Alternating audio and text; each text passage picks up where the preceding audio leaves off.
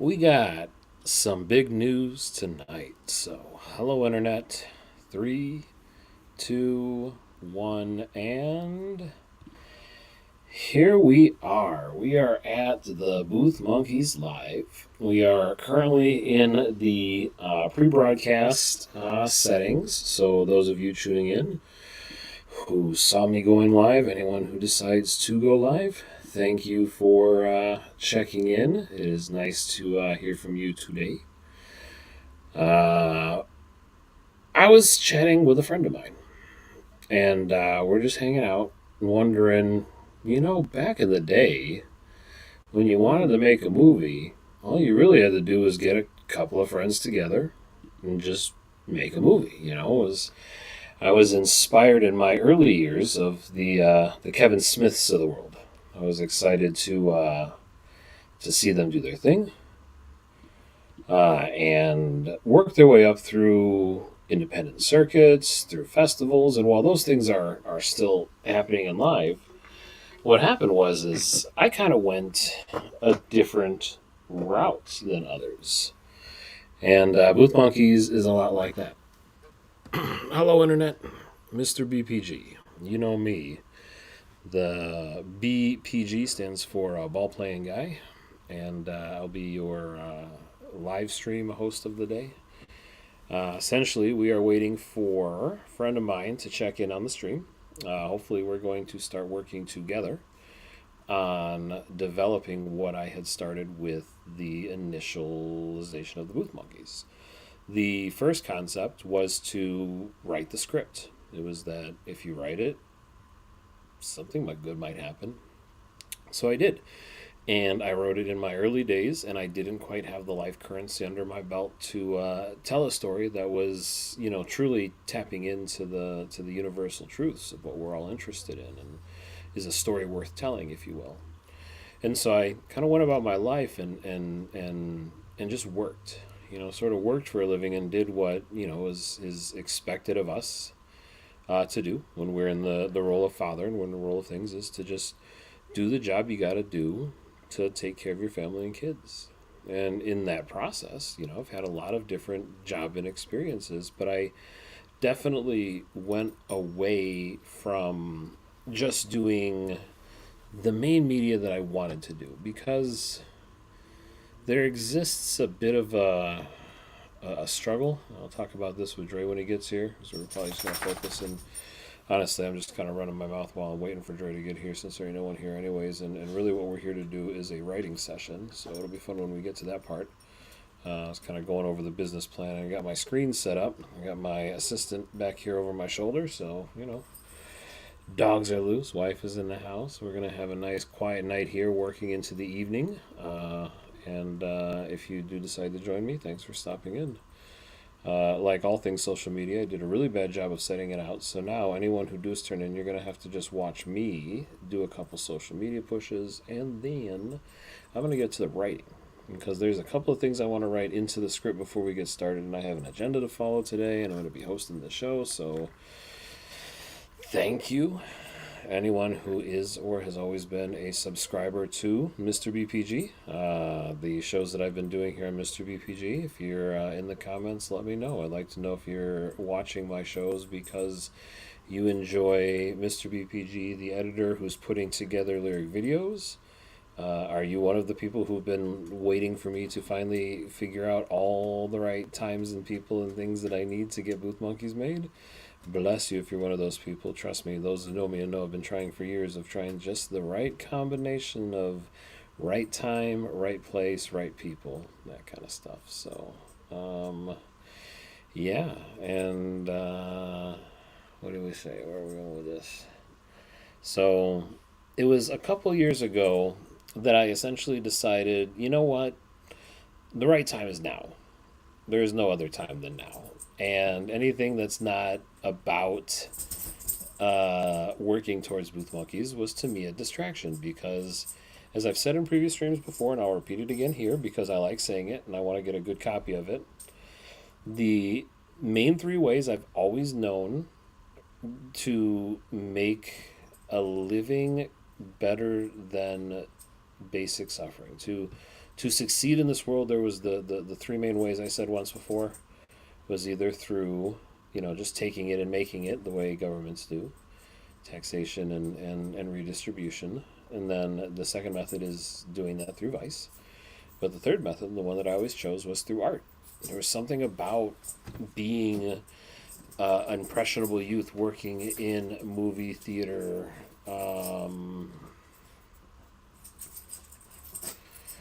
being behind the cash counter and just watching the dollar bills get added up and thinking, well, this is legit. But the longer I got into it, the more I realized how connected that industry is with, I guess you could say, the thought police and those of us that wanted to control our minds and our narrative, that wanted to be in charge of the how'd you say the narrative, the we referred to it as the zeitgeist. And in the meantime, I was, sort of on the sideline joining the process of like, okay, I learned the old ways of film, but I'm now also learning these new ways of digital. And I found it interesting to sort of kind of ride the wave, the technological wave that we went through, doing my best to.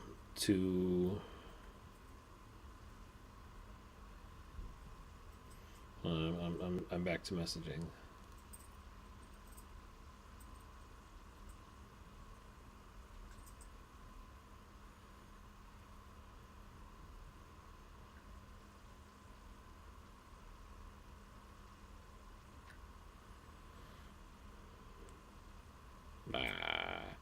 Um, it was an in out space where I was kind of in that first stage of creators and help certain creators realize that it really is sort of a group of four. It could be one or two people or one person, but in other places it's small groups. And the interesting thing about what happened to media and why I want to make Booth Monkeys, so the bigger pictures, was this concept of the way media has changed and the way I view art, cinema, and everything else. And so I've always wanted to get to a point where I have stories to tell, stories that are interesting that people want to see, and then utilize the system to help tell those stories.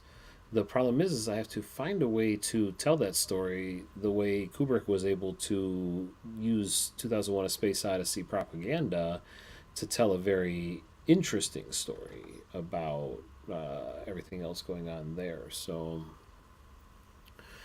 the problem is at the heart of the story is the time I spent as a film projectionist. In the early days of being a projectionist, when we were at the very tail end of the filmmaking process, there was a lot of time, money, and effort that went into properly exposing an image. And through technology and through advancements in processing, we have found different ways to record high quality video at lower cost than transferring it through film.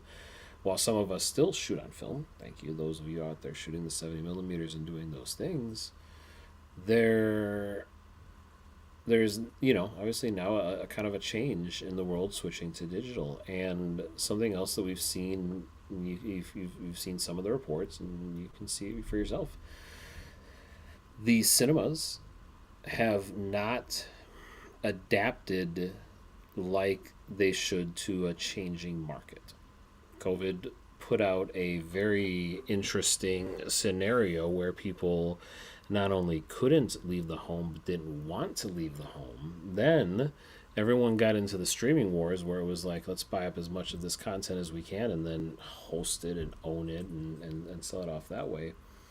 But we started relying on algorithms. We started relying on our focus testing on our groups more than I think we should have, because we got so obsessed with trying to craft product with an art form that is meant to be different. It's meant to be more.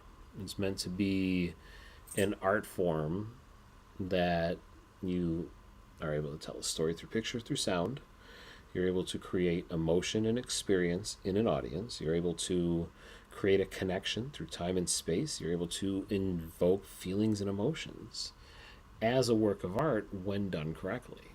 And so at the core, Booth Monkeys were us who were in that process. And throughout the years, I've worked all up and down the industry, starting in loading films into projectors, but also learning how to expose the films, also learning how to push the buttons in TV, also learning how to do all of the different pieces that media became, while still trying to find, utilize, and create my own niche and survival outcome.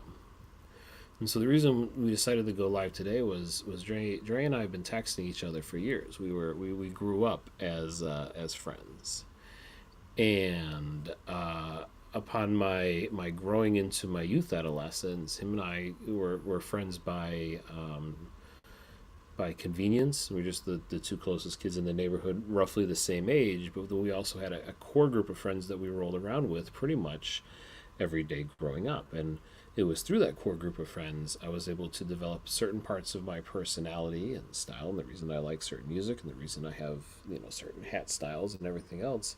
Shout out to Dre in the back in the day who used to really have a lot of good hat game. Yeah, I was slacking back then.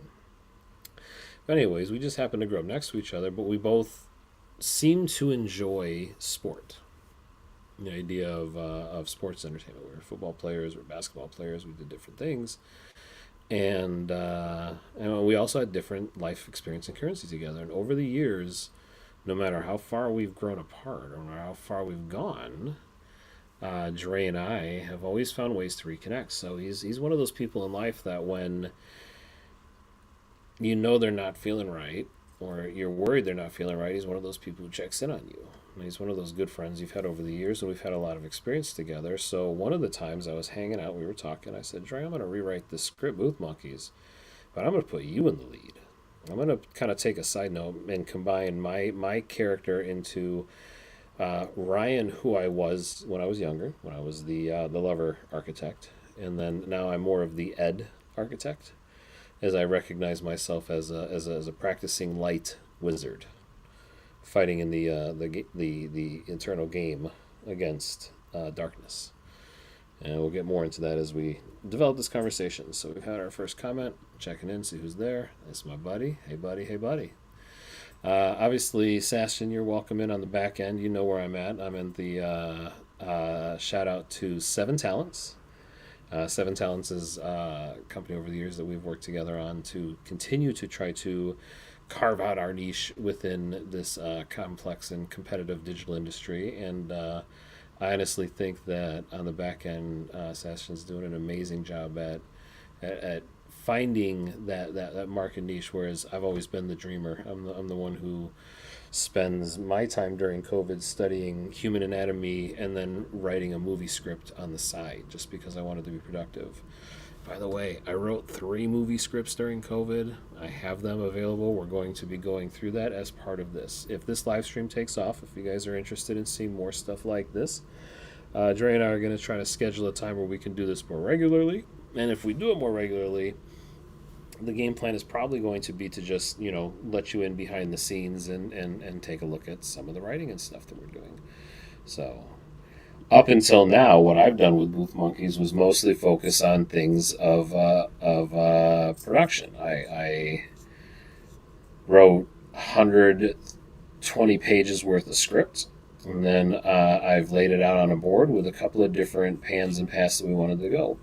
In one path, I actually wanted to find and help save and maintain a movie theater, because I think the film industry shouldn't go away. In fact, we should be appreciating and enjoying and using the film that we still have. And it would be interesting to actually project mostly film and have a film archive where I know there's certain rules against exhibitors and distributors, and I think that with the right state local access, we could probably convince them that it'd be in the best interest of utilizing these films, keeping them active and keeping them archived as almost a museum piece that you can hold screenings, so that in October we would have all the Halloween type movies. During here in December, we would try to get film copies of all the best Christmas movies, and then we'd have only a couple of screenings. The point is to not copy the failing effort of the cinema, which is let's put the movie on screen as many times as we can per day. Let's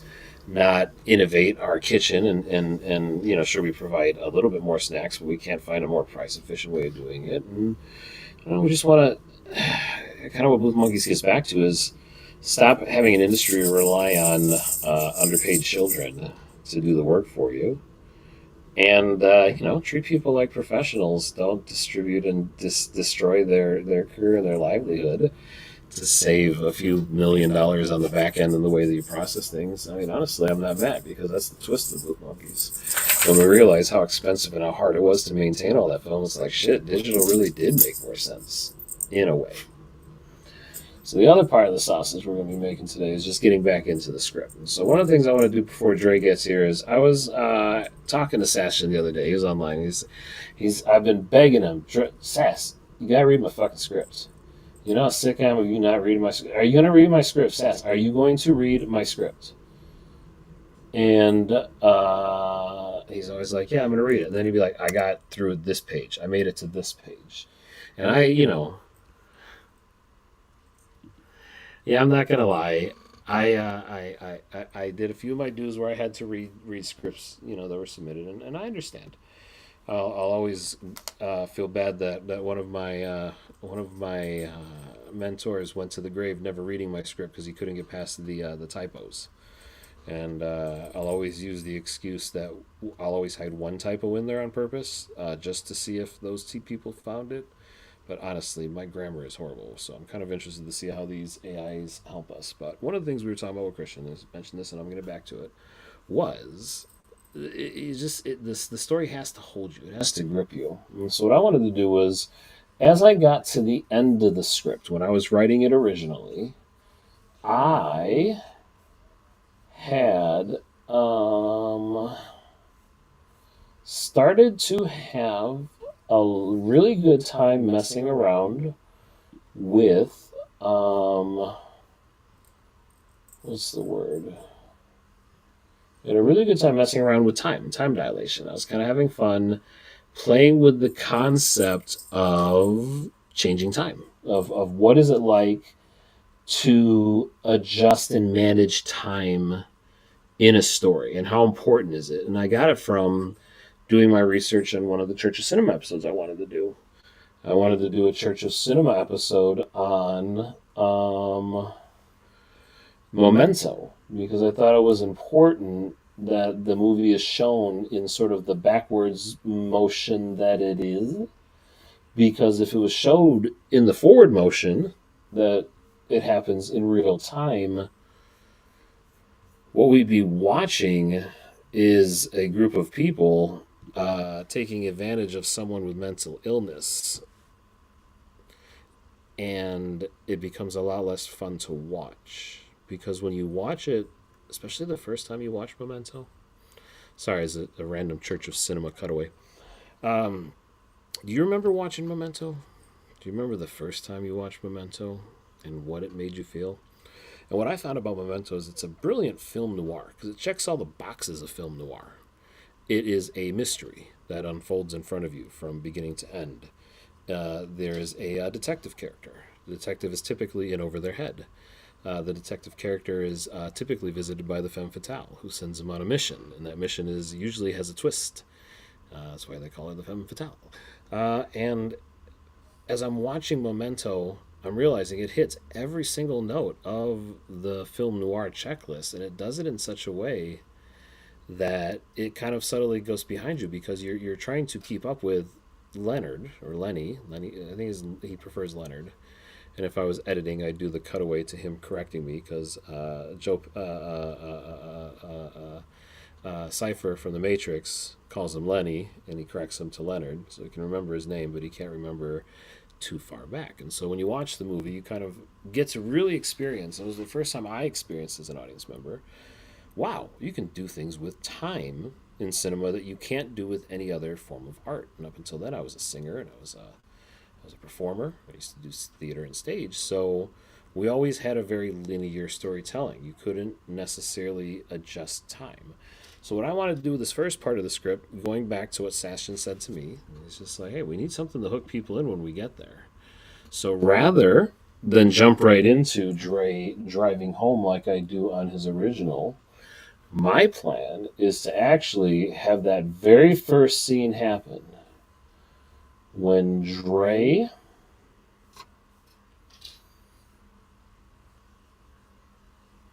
is walking past the theater, or driving past the theater at the end of his workday. There's a moment in the script where Dre, at the very first scene, we'll get back to it. Sorry you have to watch me copy and paste, but this is the slower version of watching the sausage made. If you want to watch a fast version of me reading the Booth Monkeys script, head over to the Booth Monkeys on YouTube or Rumble. I have a 12-episode read-through where I mostly uninterrupted read through the script and essentially give director commentary, talk about the deeper themes and meanings. But what I wanted to do with this first edit of today is I wanted to bring the booth and sort of the magical nature of cinema, and especially the cinema that I remember. I want to bring that magical nature in right away. So, right here, right after the first page, I'm just going to do a very dirty copy and paste. And usually when I do dirty stuff like this in my script writing, because I don't use screenplay softwares, which do a lot of the fixes for you, I will either leave notes or I'll give myself, you'll see in a second, these. I give myself these little dashes. You saw on the title page, I made myself, oh, where did my page go? There we go. Huh. No, page 11, 12. Come on. Yeah, you can see on the title page here, I made a film strip with the accurate number of 4 sprocket holes in between every single frame of film. 24 frames per second would project on screen with a black frame in between. So actually, technically, my old teacher used to say, you should go to the cinema every time when you watch a film and tell me you want half your money back, since half the images were just black screen. Your brain stitched it back together. That's what the film bar is about. So I'm just going to copy and paste this film bar here so I can use it as my marker to indicate where we are in our edits. So initially, I start the movie on Dre driving home from work, and I wanted to keep it generally vague and mysterious on what he's doing for work. Because this movie, as I wrote it, is going to look back into moments in my life that I found humorous in what it took to earn all this life currency to get this far, or what it took to survive this long in helping and adventuring with others, and then lampoon and laugh at some of that. So right here at the beginning of the script, I want to establish him driving home end of day. That sort of feeling you get when you left the house before the sun came up. The sun's already down, and you're on your way home, and you know you got people waiting for you, and you sort of look over and you see an empty business. And so in this first scene, this interior mall night, I love the idea of Dre driving home tired, but looking back at this mall, and then using, through the magic of cinema, a time transition where we're going to jump back in time directly to what it was like when Dre was a film projectionist, when he was a booth monkey. I think we should have him sort of like looking at the empty building and then do a match cut or some version of a transition into the theater marquee. I would love to even just have Booth Monkeys written on the marquee exterior. And then we can keep a lot of the same scenes the same. Because what I want to happen here is what happens in the timeline of the story will be Dre looks at an empty building, and we establish the theme of why are there so many empty buildings in this country when we have so many people who have a desire to do things. What is it that's stopping them from having access to these buildings to be able to start small businesses? And I think it's a systemic problem of education and access to education, and it falls back on my own, personal, and here I am going to jump on my Apple box and preach that education and healthcare should be a right to all people. And I will never believe in the idea of tying money and privatization into healthcare and education. I've had it explained to me many times. I truly believe that I would rather live in a collection of educated people then have to figure out how to play this game where you don't have all the puzzle pieces to begin with. Other people might have your puzzle pieces and you don't even know it. We're all just puzzles trying to build ourselves together in the first place. And honestly, you might not even have the right pieces for your puzzle. The game's rigged anyways. So I believe that we as a people need to stand on our manners, and I'm going to get off my soapbox here and just anyways, right, education, people, blah blah blah. What I want to do in this scene is show a person who is working hard, working all of their day to be away from the people they love, to just barely get by and survive for them, and then asking themselves, well, if this building is empty, if I used my imagination and my creativity and my effort, could I fill this building with love, with effort, with energy? Can I make something of this place?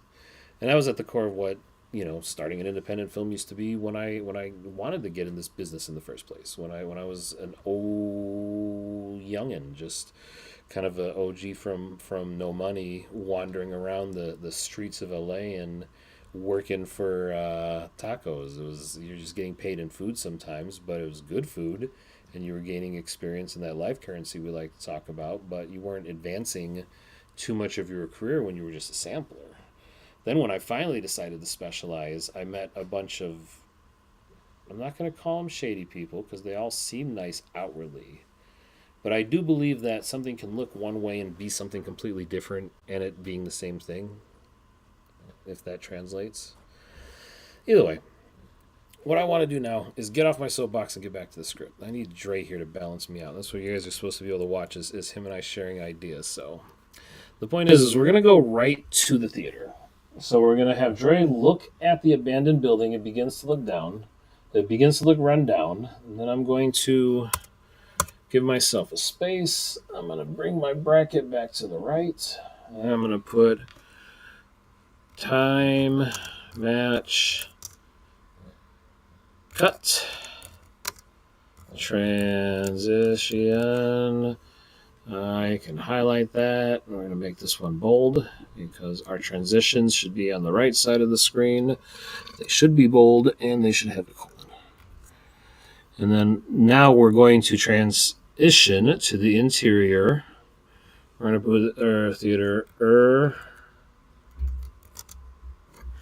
And I'm actually going to add a scene. If I get quiet, deal with it. I'm sorry. I'm here for you to monitor, but I've never typed and talked at the same time. In fact, I've worked in writing rooms before, and I've worked as collaborations. That's why I'm excited to get Dre here when he can join us. But in the meantime, I'm not used to narrating as I type, but it's actually, I'm finding it kind of fun. So those of you who are sticking around, thanks for checking in. If you're here for the Booth Monkeys, I appreciate you always being a fan of the Booth Monkeys. But if you're here for any of the other stuff that I do, hey, careful, we got YouTube restrictions to worry about. These are my love. Hello.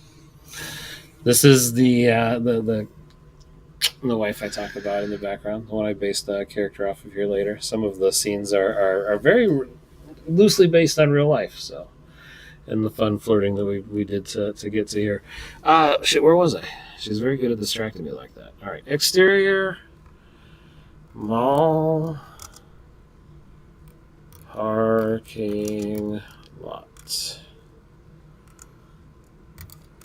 I don't know how long I'm going to last typing because this summer I was out in the lovely northern state of southern Canada, US of A.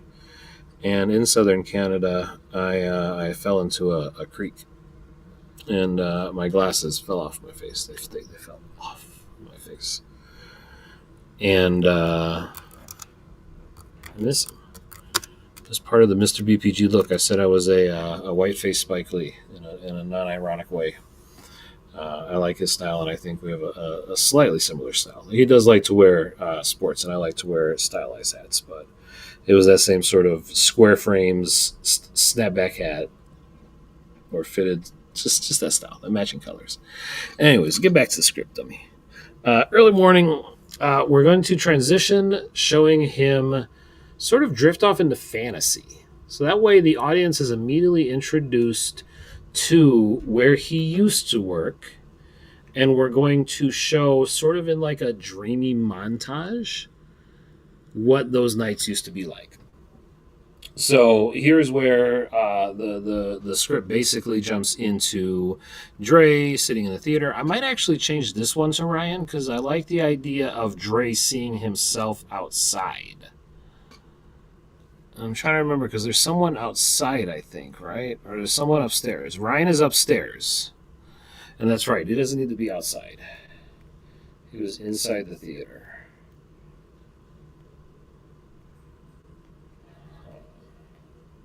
Well, I'm going to have to figure this one out. I think it has something to do with, I'm going to write it up here in this first scene. Exterior mall parking lot. And we're going to have a music cue because I think this is where we're going to cue in the music. I'm not going to list any music because that's going to be discussed. Obviously, you have to go through orders for that, and you have to spell music correctly. But I like the idea of kind of starting off with a bit of a talkie montage.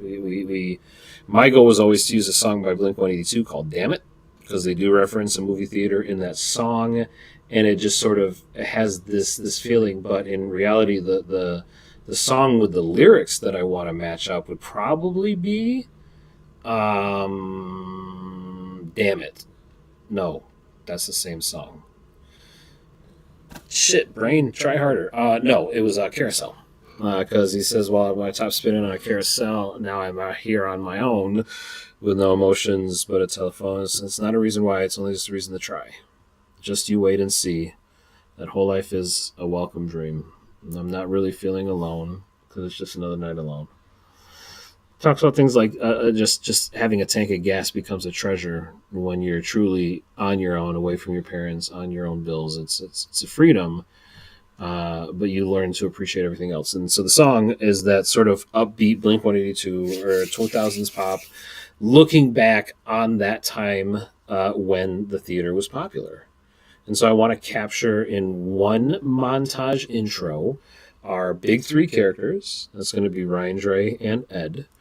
And then I want to take you through a montage, kind of the way it does in the script already, where we're essentially going to have them showing how they finished their movie. They wrap up the projection booth, and then they get ready to do it all again tomorrow.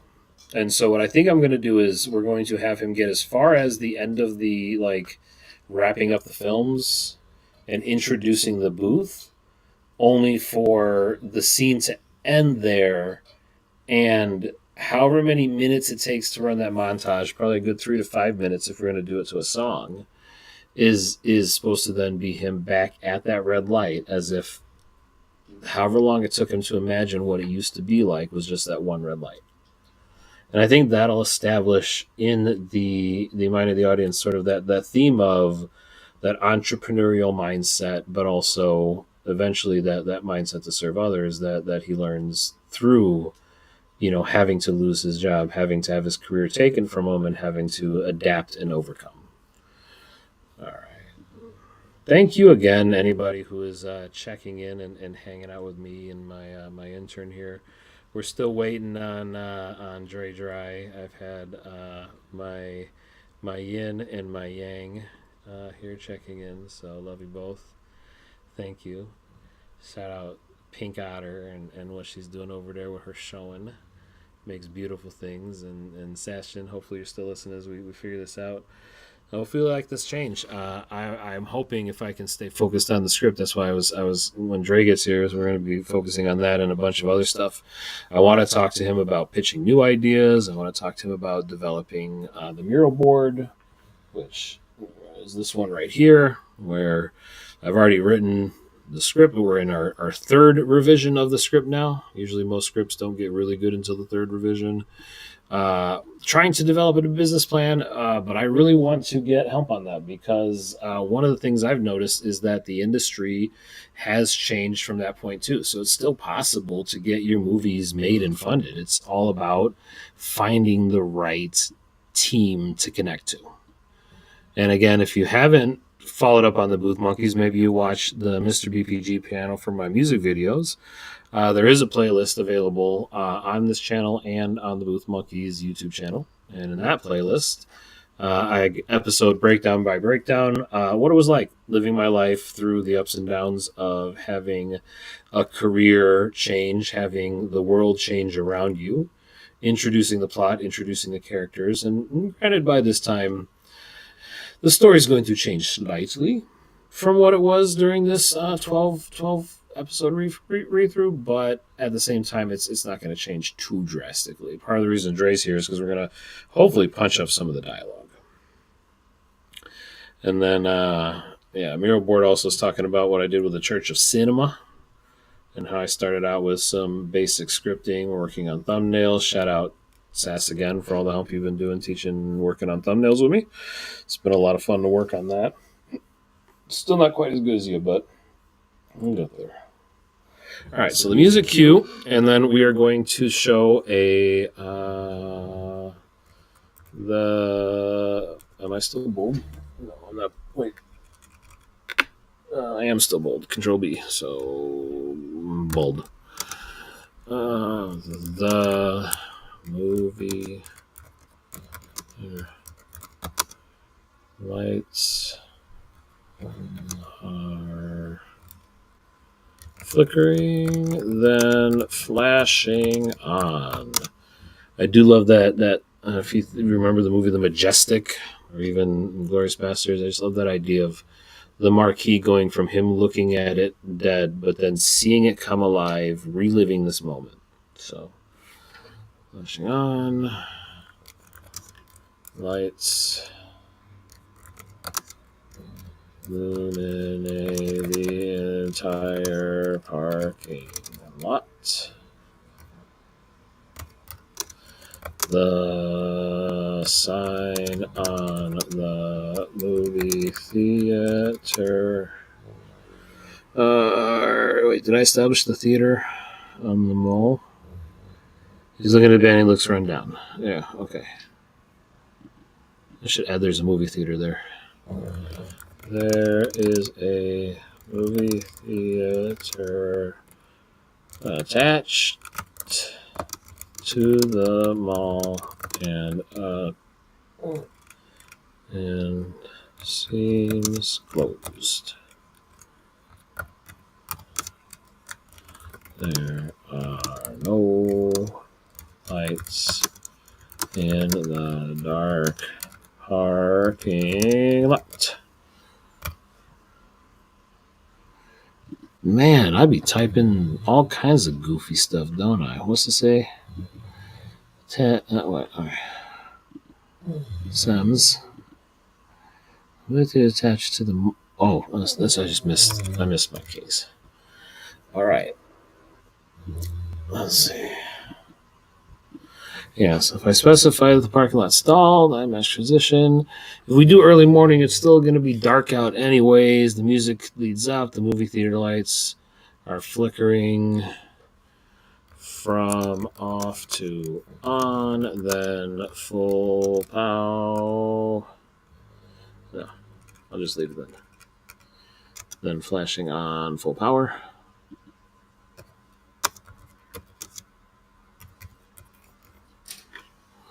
All right, lights illuminate the entire parking lot. I'm going to save the sign line for its own individual action item.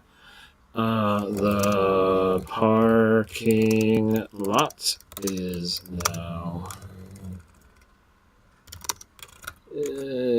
also now filled with cars.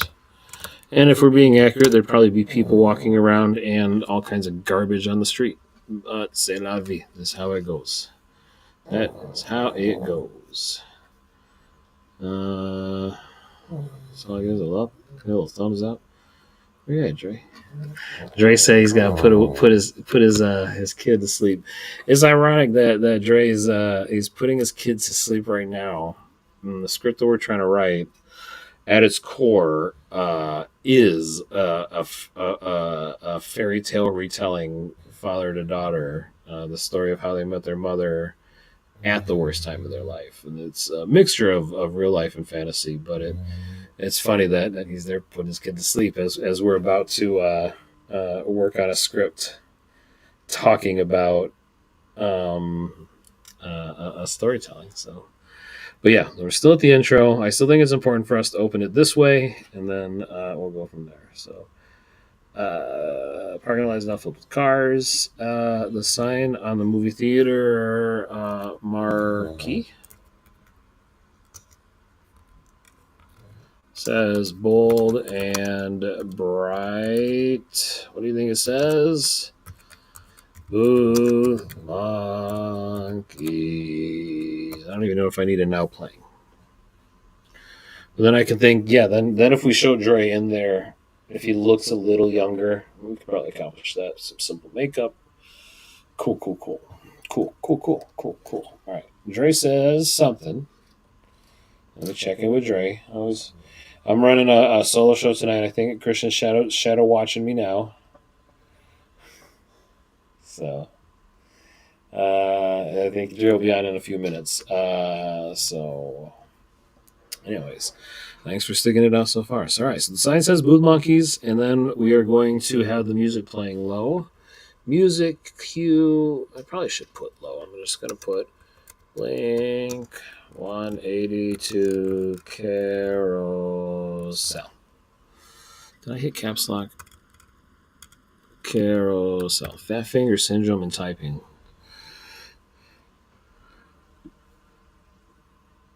Could be worse. Anybody in the comments, can you hear my dog snoring in the background?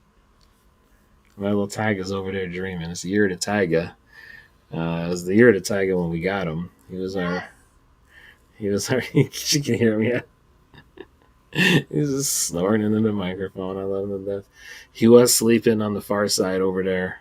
But once I started running my mouth, he came over to be an audience member. He's just watching me from the side. I'm sort of laughing at him snore away. He was one of my co-stars for the Booth Monkey episodes we did early on. Every time I would sit down to record in the years past, I would have trouble. I'd always want every take to be perfect. I didn't want the air conditioning to kick in. I didn't want the AC to kick on. I didn't want there to be a sound from someone walking in the community areas. I didn't want to hear a dog bark. And something in me changed, and I just said, I'm just going to keep him. And I think it was him. Having him around got me to just change my ways on that. And then I just started including him. And now his short contributions to our channel are probably getting more views than even Booth Monkeys right now, but we're working on it, damn it. It's, we got a team we're trying to put together. Right now, Dre's working on the speed of California download times, I guess. Can't wait to see you again, Dre Day. Let's see, what are our comments here? Tiger is snoring, Annie's farting. No, that wasn't me farting, that was Tiger snoring. Candace will probably tell a story. One time I was on a live stream with Christian, but I was on the behind the scenes. So I'll go full screen on this just for fun. I was behind the scenes, and so I'm back here directing, and I was really gassy, so I kept farting. And so the cool thing is based on the way the software works, I could mute myself. And so Christian would be on screen talking, and Candace is quietly working in the background. She's just kind of respecting the stream, just letting us work. And she's like listening to me fart and cracking up. And she's like, how does he not hear? I said, oh, because I have it muted. So, it's one of those things. By cutting the audio, it was one of those funny moments we had. We have a lot of funny fart sounds. There was one time we were at work, and I was like, hey, I'm going to make a really quiet fart. And then I went to lean forward to make a really quiet fart. And then everything got quiet in the room. And I made a really loud fart. That was funny. And we laugh at our Tyga because our year to Tyga is part of the Nub Club. Give me a second here. I got somebody checking in. So I'm going to do some work in the background and introduce y'all to a good friend of mine from my past. Somebody who's always been there around anytime I would lose my way. A good friend for many years. Please let me introduce you to the man I remember as Dre Day. Andre Dry, the athlete, actor, comedian, and friend of mine, here to do some writing.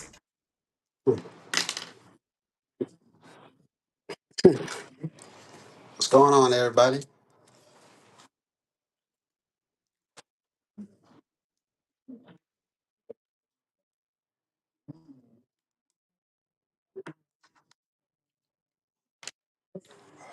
I should. Let me see.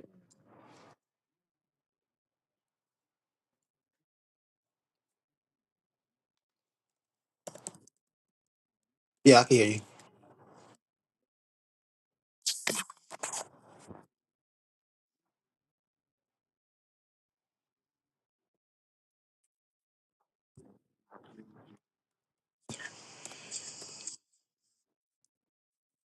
Right.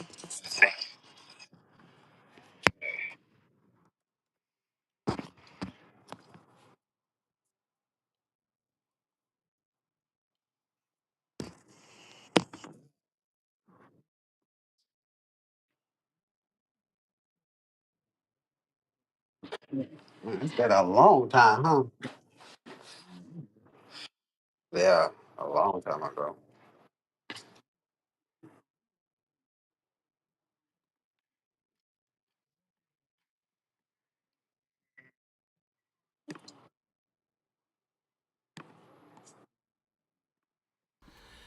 Okay, so while I'm on Andre's in there, we're gonna put Dre in with me. Hold on. There's that, and then two, and then three. Boom. Okay, so that's a basic one, and that's with our samples. And then I can also do this. How do I do this? Let me get more. No, two.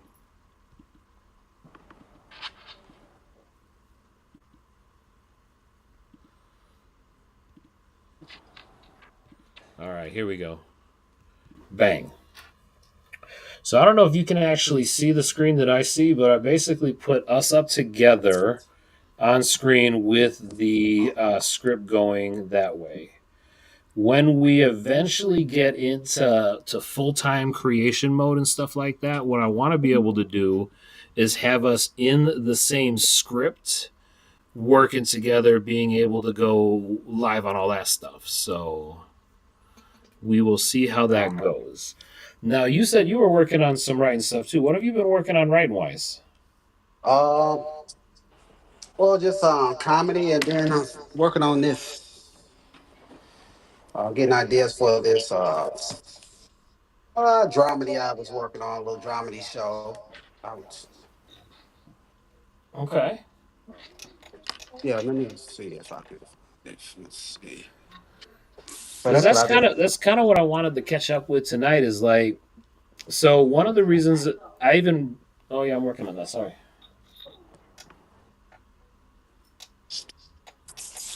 All right, I'm gonna try one more thing because I knew this was gonna happen when I brought you in. I'm getting nothing but complaints. One more try.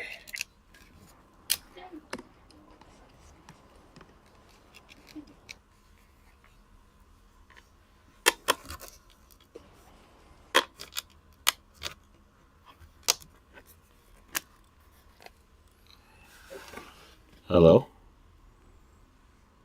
It ain't working. Wait, they are no. Hello. Hold on.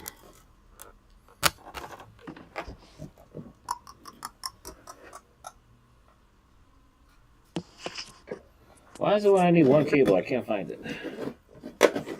Here we go.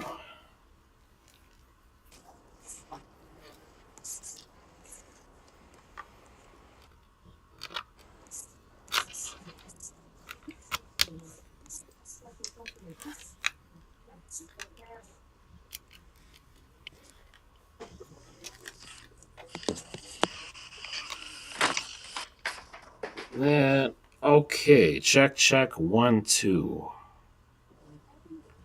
There you go. Okay. All right. So hit me first. What are the titles you got?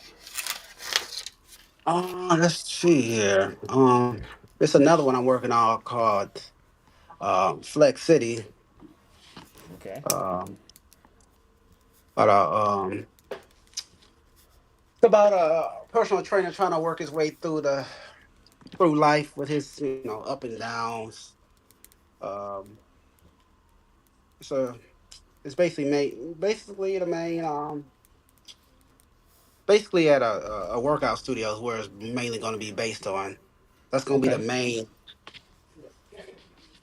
the main place where it's going to be at. Okay. I Also guess. working on one. What's say?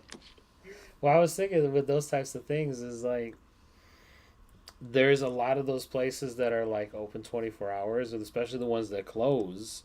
If you get the right place, it'd be easy to pick out a spot that we could set up independent. All right, so um, I'm being purposely uh,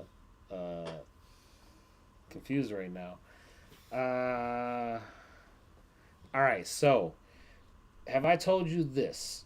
Whenever I'm working on story and screenplay, whenever I'm working on character, I always say, "Is this the most important, and is this the most amazing part of your character's life?"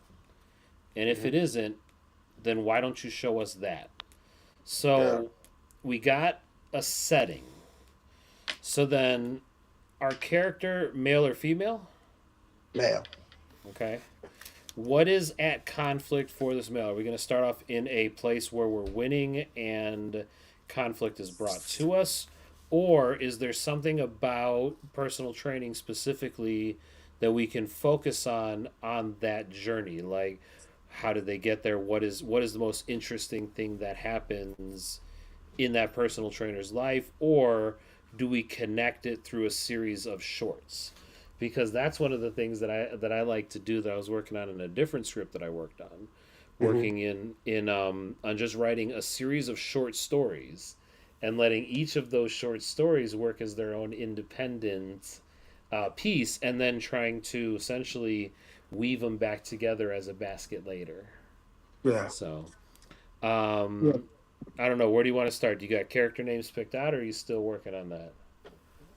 Yeah, I'm still working on it right now. I'm still trying to figure out which names I should be giving them. Um, but yeah, I haven't been working on the names right now. That's okay. Now Just you said it was comedy and drama, or a little bit of both. Like what were we yeah, what a were we little talking bit about of with this one? both. Yeah, both my Okay. scripts are a little bit of both dramedy. Okay. It's mainly dramedy. Okay. So um, the other Now, one, okay. Go ahead. I was gonna say that the other one is what I'm more, into. It's called masking. Okay. Um, it's about I gave him a name too. This I gave him a name called. His name is Marcus. He's a uh, a sports anchor like a ESPN, you can say, in downtown Chicago. Um, he got this nice job, nice house, everything, but deep inside, he's not happy. And at the end of the first episode, the very last scene, you will see that you will see his reality come out, not just covering it up. Is why I'm calling it masking. Okay. Okay. Okay. So, what is this character masking? What are they hiding? I'm still working on that right now. That's Okay. what I've Okay. been Okay. trying to. Yeah, that's what I've been trying to see. What can really, what is he hiding, and how did he get that way, and you Okay. know, um, Now, how as a sports anchor, is this a former athlete, or is this one of our talking heads? former, you know what, former athlete, Okay. Okay. former Okay. athlete. So Huh. yeah, it's based on with him and two of his close friends he grew up with, one female, another one male. Uh, so Okay. yeah, and they know, they can tell that he has problems, that he's going through something. They don't want to push it. They kind of ask him on the side or when they're alone, hey, is everything good? Or they text them, is everything good?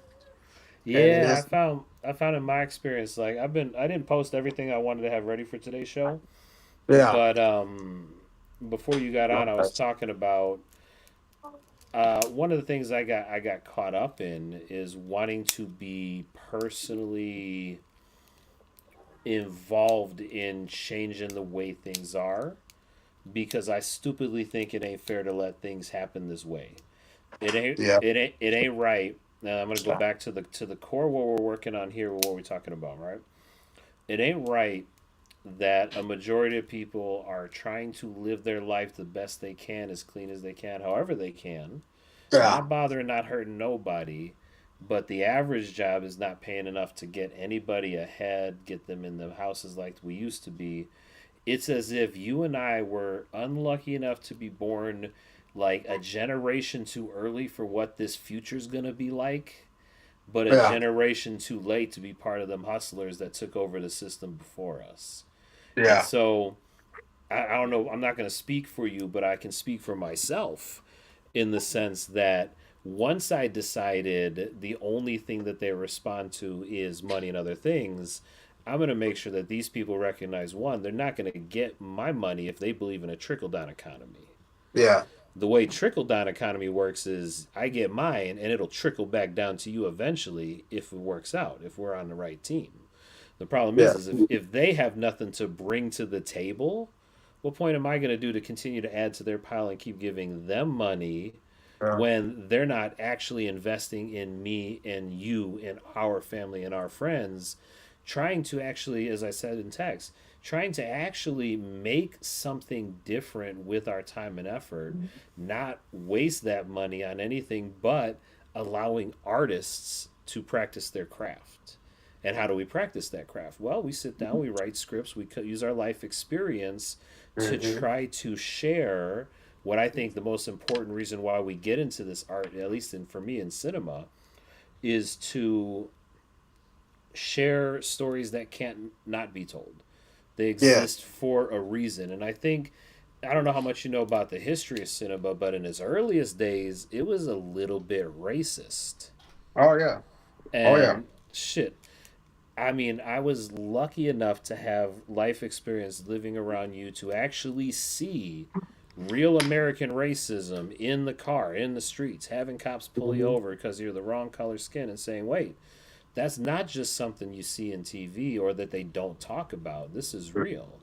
Yeah. And then as we separated past and I went into cinema and you were doing some sports and other stuff, I came across that Spike Lee movie Bamboozled. And I put it on my Church of Cinema channel because Hmm. even back then he was pointing out how racist and twisted it was. But I think Yeah. now we have a duty as artists and creators to take back our art. Yeah. They've gotten cinema to the point where people don't go to the movies like they used to. They don't even want to. Yeah.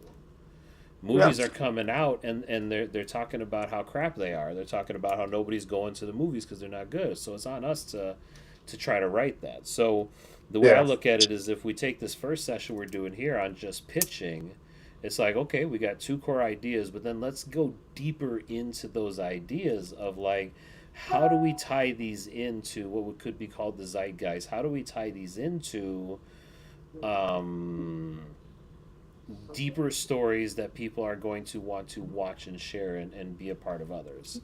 And so that's something that I was interested in, especially when I was looking at masking. Because I love the idea specifically, and this is how I start with stories, is I try to lay them out on paper and then draw either circles or triangles and tie them all together. So Hmm. you initially have a very interesting lead character who could say, okay, they may have, and you can really work out this history because depending on how you want to tell the story, it could be through flashback because you established he's in a good place, Yeah. but he can feel something's not right. And Yeah. God, I'm trying to think back. And it wasn't a broadcaster, but I do remember a footballer from the Bears years ago. He went to one of the schools out here too. He made all the way to the Bears as a wide receiver, and he was loading like bricks of weed or something, just way too Oh much. yeah. Yeah. Yeah. And Uh, they got rid of this fool, and I'm like, that's too bad. I mean, no man should legislate what God has given us to procreate, but honestly, the more I understood about the history of all that and the way it was used to oppress people, it becomes on me to make my stories about challenging establishing what we can do. So if we start with this character, you say, okay, what's interesting about them is they're a part of the media. Now, I don't know about you, but I grew up and still believe in the idea that realize, realize, realize. The Yeah. media lies. You know they lie, and you can see it. And they lie through omission. They lie through who they choose to talk to and what they choose to talk about. And they are able to manipulate any person or any way to sort of, make them look good or bad for their narrative. They have their fall people and they have their people that they want to prop up. And one of the things that happened was when the internet took off and we could have these live streams and we could have these interactions, these writing sessions, we were able to take back some of that effort and that power and say, no, we want to talk about this stuff, y'all. We want to do this. And so Yeah. the industries and stuff are trying to fight up against it there. What I want Mm. to do is just continue to promote. Now my pitch was for the Booth Monkeys. Now Yeah. did you ever read any of the pieces I wrote When on? you, I read it when you first sent it to me. That was some. That was a while ago, right? Yeah, Yeah. Okay. yeah. And I found it though. I found it in my Google Doc, so Okay. Yeah, I so I've have been it. I've been working on a sense, and eventually what we're gonna do, and we could do some of that here today. We don't have to keep it too long, because I know I Uh-huh. got work. I got work tomorrow, so I'm gonna have to go to sleep Yeah, soon. same But here. I did just appreciate hearing back from you, taking some time out to come out tonight. And Oh so yeah. what I'm gonna try to do, if you look at this later, I'm gonna put this on screen now, is I just want to have it like this. I want us in the same dock, and then Hmm. I don't know if you can see the same thing I see, but I have you on the left, I have me on the right. We can switch that up. Yeah. I can put you on top, I can push you on bottom. Mm. But the idea being is that we get in the same dock and we sit here and we write and we write and we write Mhm. together, coming up with these stories that are so truth and powerful from our experience at this age that we're old enough now to talk shit, and Yeah. try to continue to develop this for an audience, because it is my belief that now that I've pushed the right buttons and got the right people paying attention to the stream, the type of people that when I write a message in Morse code directly to them, telling them to stop restricting my channel and help me promote the work I'm doing, they Mhm. responded by giving me a bunch of views and then a bunch of no views. And when I looked at my analytics, it was a middle finger pointing at me from the screen. Mm. And now my analytics just repetitively go in the shape of a heart. So I've Yeah. confirmed I've confirmed I have people who are paying attention and are Yeah. powerful enough to choose whether or not my streams go live and who gets to watch them. I know they want my money, but until the trickle down economy works properly, they got to give me stupid money that can help us make actual stories that need to be made, versus having us work these hourly day jobs. So Yeah. for you and And me, that, what? Go ahead, yeah, go take over, hit me. and that's what I have a problem with. They keep, making the same shows, making the same movies, and they make them worse because it seems like it's a lot of laziness going on right now. Yeah. So here, I want to shoot some shit with you. Okay, let's try something here. I wanted to make a remake of the movie. I was talking about this the other day. Do you remember what's it called? Rush Hour with Jackie Chan and Chris Tucker. Oh, oh yeah. You think? Tell me now, and this is you on the internet watching too. If Dre and I were to just get really into it and rewrite a Rush Hour script where Chris Tucker at his age now and Jackie Chan at his age now are actual detectives, acting like real detectives. Not doing that goofy shit they were doing where they're making a movie pretending to be detectives, but an Mhm. actual story. Like you take the detectives from the movie Seven and how much they Yeah. believed in that job, and you let Yeah. Jackie Chan and Chris Tucker act like detectives and have real conversations with each other about how stupid some of the racism there was, the things they Yeah. would make them Uh-huh. say because of the way writing was. I think you could do a lot with that, especially when you think about it from the point of view of minority characters in roles of power in a modern society and how they're capable of making good change in the world. And I would love to see them at this age making that. But Hollywood's not going to do that. They're not going to go Well, through the effort of redoing this story. They're going to probably take two new actors and retell the oh story yeah, oh almost yeah, exactly. And oh so yeah. I think we have to pick some time like this where we can say, hey, what works in your schedule, what works in my schedule? Do you want to sit Mhm. down and write like this? Now we might not write that script because my other idea was when I was watching the movie Seven, I would like Yeah. to see Brad Pitt in jail in purgatory, since the movie Seven was basically the story of Dante's Inferno and his circles through hell. So Yeah. then in the next story, he would be in purgatory, technically in jail. And Right. then Morgan Freeman is out in the world saying, hey, there's a copycat killer. We need to get you out of jail to help us figure this Uh, guy out. Oh, I don't want to study these cases anymore. That fucked me up. Like, you could have fun remaking stories, or you could just get brave and take two independent creators like us who are still out there making, even though if we haven't quite had the right connections, we haven't quite found the right network. But yeah. Dre, you're always going to be a real one for me because I'll never forget that time we were living together and my daughter came up to you and she was just like, "Hey, hold this." And then hold this. And she walked up to you and gave you every stuffed animal she had. And you were just sitting there taking five, seven. And you're by the end, you're sitting there just after work, hanging out with us with an armful of animals, just smiling at me like, what is she doing? And she's like, I don't know. Man, Uh, now you're a dad yourself. Do you remember when she did that little moment? now I don't remember that. Rosita? Yeah, and I remember you looked at me with this smile on your face, like I'm not used to being around kids. These is Yeah. your kids. She's like, and I just remember being in a family where we were like, we didn't see races, we didn't see none of that. We were Oh just loved yeah. each other, Yeah. and so now you have kids. I'm just like, hey, we need to get dry out there. We need to make sure people know what you're doing or where you're writing, and try to help either put us in positions where the work we're doing actually means something and we're making Yeah. enough to survive. But Yeah. it's not just about me, it's about we. Yeah. There are too many people who don't realize that they should have access to money and that Mhm. fake dark money they do and all the different things they do with banks and all that other shit. They got enough money to bail out banks, but they can't bail out somebody who wants to own a shop. Yeah. And so what I was writing with Booth Monkeys was all about filling up those shops, inspiring people to be small business investors. I love the concept you were talking about with Mass of this idea of somebody who's in media who knows they have to toe the line. They have to say what's Mhm. on that screen.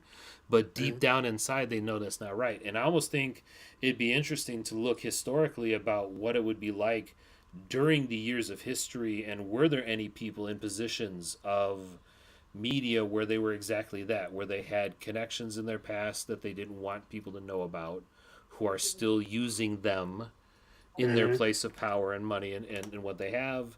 Or maybe you take it from the point of like what it would be like during the most racist times. Like I don't know if you saw the 30 for 30 on the Lakers Celtics, No, I but didn't see that.